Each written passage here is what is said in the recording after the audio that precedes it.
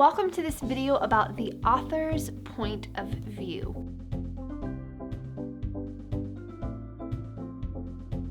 Authors write from a point of view based on their desired impact. Do they want to speak directly to the audience? Do they want to speak through a character? You, the audience, can determine the point of view by the personal pronouns the author uses. In this video, we'll discuss first person, second person, and third person points of view. We'll start with first person.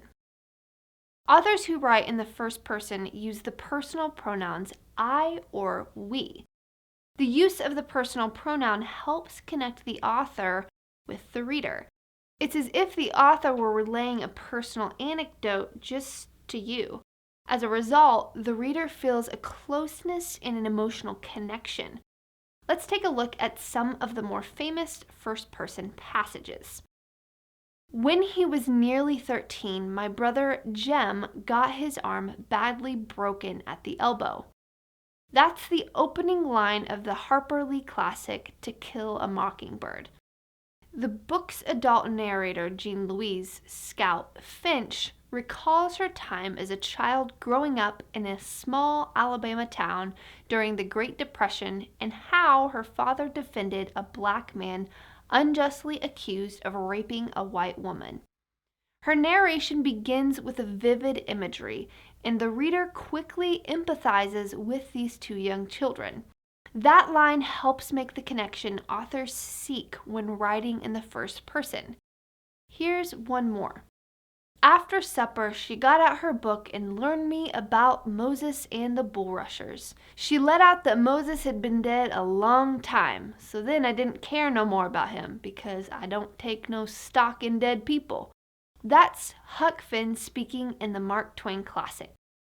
The Adventures of Huckleberry Finn tells the 19th century adventures of a boy, Huck Finn, who travels the Mississippi River with a runaway slave. His sort of first-person narration contains a unique dialect meant to mirror the way people spoke in those days, but it serves the same purpose. Using the dialect gives the reader a closer connection to Huck Finn and his friend Jim. So that's first-person dialogue. There's another type of point of view that isn't widely used, but it's worth exploring. Let's take a look at second person. There's a grocery store across the street that you can go to. When authors use the second person pronoun you, they're writing from a second person point of view. You is very informal, so researchers tend not to use the second person in academic writing. But this informal writing can be very helpful in a number of other genres. Let's take a look at a few. Cookbooks make great use of the second person point of view. Recipes tend to be very informal, with phrases like, once you have mixed the eggs, you'll need to mix in the flour. Instruction manuals make liberal use of the second person. After you drill the hole into the stud, you can use the anchor to secure the television wall mount. Self-help books also use the second person. You can take control of your life by following these steps, or you should breathe deeply during this exercise. Those are phrases that you might see.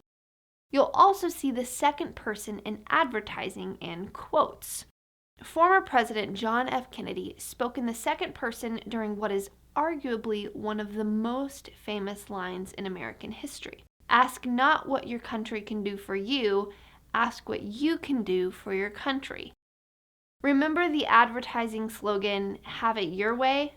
That's the second person style. Let's look at the third person. He, she, they, it. Those are examples of third-person pronouns. Their, themselves, himself, and itself are also included. The third-person narrative comes from the point of view of the subject. He always hated shopping for clothes is an example of the third person. The third person has three different types. The first we're going to look at is third-person limited. In this style, the narrator knows what one character thinks and feels. There are a number of reasons to use third-person limited writing in literature. Mystery novels use a single character to unravel clues, and they do so without knowing what other characters think.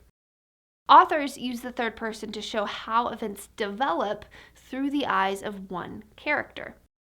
Authors also use the third person to show how the narrative can change, or that the character's initial point of view was flat out wrong. Here's an example. It was a bright, cold day in April, and the clocks were striking 13.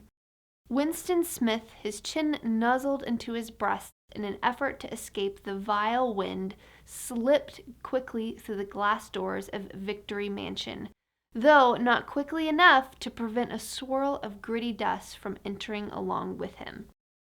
That's the opening paragraph of George Orwell's 1984, setting the scene through the eyes of one character, Winston Smith. Even in that one paragraph, you can see the third-person pronouns, his, chin, along with him. While third-person limited tells the tale through the eyes of one character, third-person multiple goes further. The author switches the perspective and scene from one character to another, always narrating from a specific point of view. It's a difficult art to master because authors must remember that one character doesn't know what the other one thinks or feels. The next point of view, third-person omniscient, is more widely used. Omniscient means knowing everything or all-knowing, and in this case, the author knows what all the characters think and can show that to the reader. With this method, authors can compare the thoughts and feelings of the characters. This method can show tension between characters, provide a point of view of events, and contrast actions so that the audience can form its own opinion. In Little Women, author Louisa May Alcott uses a narrator who knows how all of the book's characters think and act. In this passage, the omniscient narrator paints a scene with the 4 March daughters, Beth, Meg, Amy, and Jo. At 9, they stopped work and sang, as usual, before they went to bed.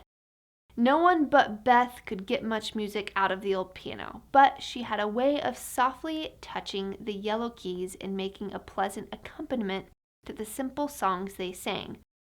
Meg had a voice like a flute, and she and her mother led the little choir. Amy chirped like a cricket, and Jo wandered through the airs at her own sweet will, always coming out at the wrong place with a croak or a quaver that spoiled the most pensive tune. In this case, it's clear the narrator knows everything about the characters. So that's our look at point of view and the difference between first person, second person, and third person. I hope this overview was helpful. If you enjoyed it, then please give us a thumbs up and subscribe to our channel for future videos. See you guys next time.